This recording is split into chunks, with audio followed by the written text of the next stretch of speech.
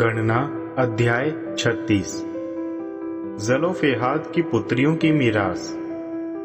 योसेफ के पुत्रों के परिवार में से मनश्शे के पुत्र माखीर के पुत्र गिलाद के वंशजों के प्रधानों ने मोशे प्रधानों जो इस्राएलियों के परिवारों के प्रधान थे के सामने आकर विनती की, यहोवा ने मेरे स्वामी को आज्ञा दी है कि इस्राएलियों को मीरास में भूमि दे दी जाए।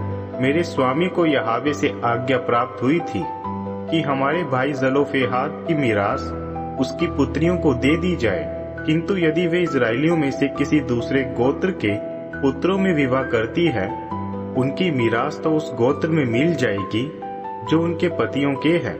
इस प्रकार योवेल वर्ष में उन युवतियों के गोत्र की मीरास हमारे पूर्वजों की मीरास में से घटती चली जाएगी। इसलिए मोशे ने यहोवा की आज्ञा के अनुसार इस्राएलियों को आदेश दिया। योसेफ गोत्र के वंशज सही बात कर रहे हैं। यहोवा ने जलोफेहाद की पुत्रियों के विषय में यह आदेश दिया है, उन्हें अपनी इच्छा के वर से विवाह कर लेने दिया जाए। सिर्फ ध्यान रहे कि वे अपने पिता के गोत्र के परिवार में ही विवाह करें। परिणाम स्वरूप इस्राएलियों में मीरास एक गोत्र से दूसरे गोत्र में ना मिल सकेगी। जरूरी है कि हर एक इस्राएली अपने अपने पिता के गोत्र की मीरास को अपने अधिकार में बनाए रखे।